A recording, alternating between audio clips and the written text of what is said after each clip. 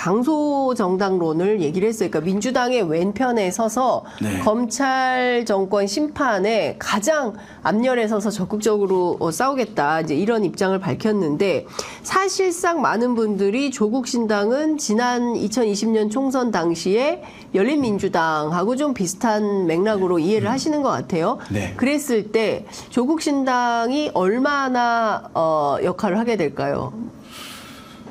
이제 얼마, 몇 야권 퍼센트? 성향층들이 여러 이제 그 서베이를 해보게 되면 네. 뭐를 해야 되느냐. 네. 근데 이제 보면 검찰 개혁에 대해서 이제 굉장히 반응도 높아요. 야권 성향층들이.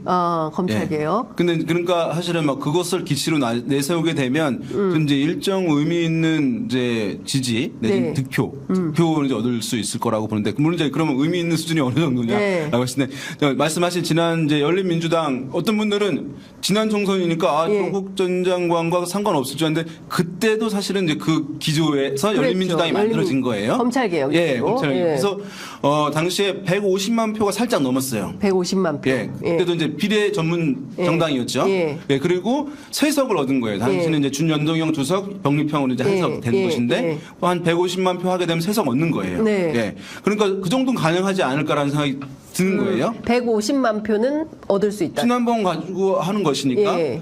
그래서 그러면은 이제 조국 이번에도 이제 단독형 비례정당을 만든 거죠. 단독 네. 비례정당을. 네, 단독형 비례정당. 예.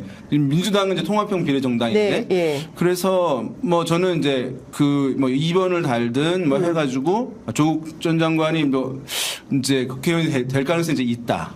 조국 전 장관 국회의원 가능성 이제 있다. 2번을 예, 한다고 예. 하는데 여성을 먼저 예, 하고 예. 한다면은 그런데 이제 이것이 전체 선거 이제 캠페인에 어떤 영향을 줄 것인가의 그렇죠. 문제인데 첫 번째로는 민주당에 뭐 어떤 영향을 줍니까라고 질문을 많이 예, 하세요. 예. 그러면은 민주당으로서는 사실은 이제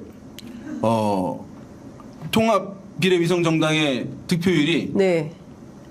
줄어들 가능성. 줄어드는 거죠. 왜냐하면 사실 지난번 총선 보세요. 네. 더불어민주당이 압승했잖아요. 예. 비례 위성 정당 양당이 있었잖아요. 예. 어느 정당이 의석이 더 많았겠습니까?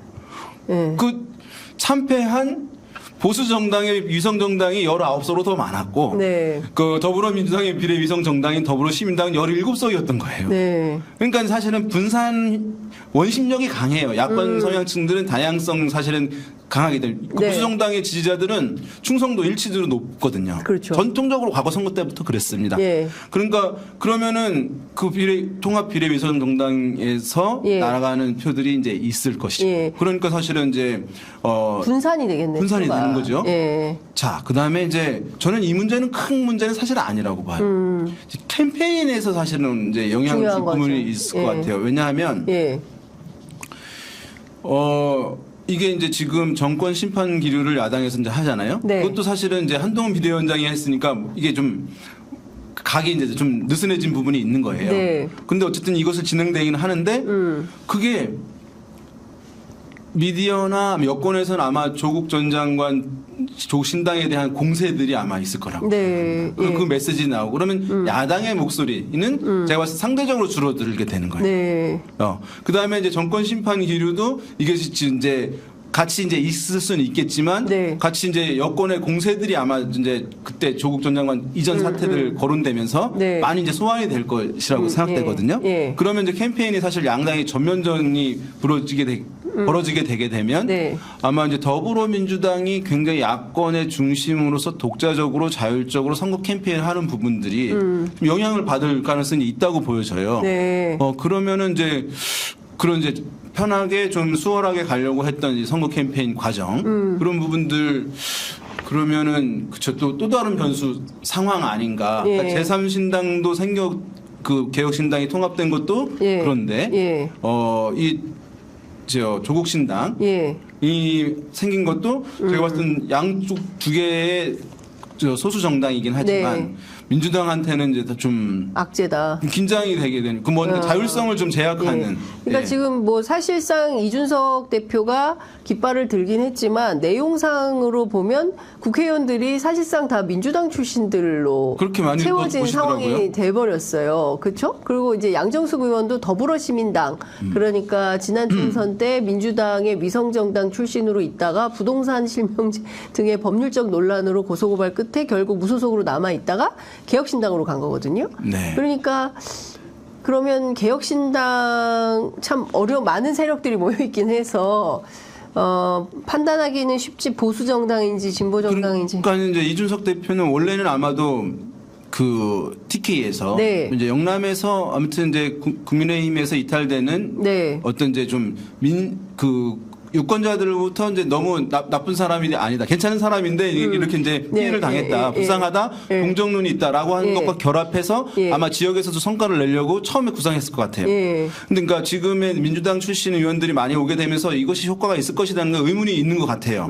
그러면은 본인도 또 대구에 나가야 되나라고 하는 고민도 생길 수 있는 것 같아요. 그럼 남는 건 뭐냐면 그럼 수도권에서 한번 할 수 있는 대로 해보자. 이제 이렇게 갈 수가 있는 수도권 것이거든요. 정당으로 해보자. 어쨌든 이번 선거에서는 그런데 수도권에 나오게 되면 아까 말씀드렸잖아요. 5% 이상 가져갈 수 있잖아요. 10%가 인물 경쟁력에 따라서 그럴 수도 있는 것이고. 민주당이 굉장히 어려워질 그럼 수 그 타격은 누가 갖겠습니까? 민주당이 갖는 거죠. 왜냐하면 지난 이제 2016년 국민의당 돌풍일 때도 이제 이런 현상이 있었던 것이거든요. 그러니까 민주당에서 이탈이 더 컸고 그때 이제 내일신문과 서강대 현대정치연구소가 사후조사했어요. 그래가지고 이제 비례해서 이제 이렇게 어떻게 다른 정당으로 간 것들 봤을 때 국민의 그 보수 정당은 한 80% 그대로 간 거예요. 그런데 민주당은 50몇 프로만 민주당 찍고 나머지는 국민의당, 안철수 국민의당과 정의당 등으로 분산된 것이거든요. 그러니까 이 기류는 야당이 사실은 더 많이 있는 것이니까 거기다 이제 조국신당이 또 이렇게 생기게 되면 이제 실제 의석에서의 문제, 그다음에 이 선거 운동 캠페인 메시지 이것들이 사실은 보세요. 여당이 하나, 야당이 하나라고 한다면 야당으로서는 상당히 사실은 캠페인하기 수월한 거죠. 이제 메시지 내기도. 근데 야당이 벌써 크기에서는 비교할 수 없지만 이제 미디어에서는 민주당이 야당이고 개혁신당이 그런 목소리도 하고 또 어떤 성향에 따라서는 조국신당의 목소리를 이제 많이 비중 있게 보도함으로써 이제 그것이 긍정적 효과를 놓을지 부정적 효과를 놓을지 모르지만 할 거란 말이죠. 그러면은 제일 야당이 차지하는 미디어의 공간 자체 줄어드는 거예요. 그런 부분. 그러면 지금 전반적으로 볼 때 충성도가 높은 국민의힘은 위성정당 하나로 단일 대우가 일정 정도 형성된다고. 그걸 아니까 단독형 비례위성정당 만드는 겁니다. 근데 나눠지는 걸 아니까 민주당은 통합형 비례위성정당 만들었는데 거예요. 이제 개혁신당 변수, 조국신당 변수 이제 여러 가지 변수가 생기면서 사실은 표가 분산되는 상황이 벌어지면 민주당으로서는 어려움이 생길 수밖에 없다. 그러니까, 이것도 좀 그렇죠. 지혜롭게 넘겨야 되는 상황이 되는 거네요.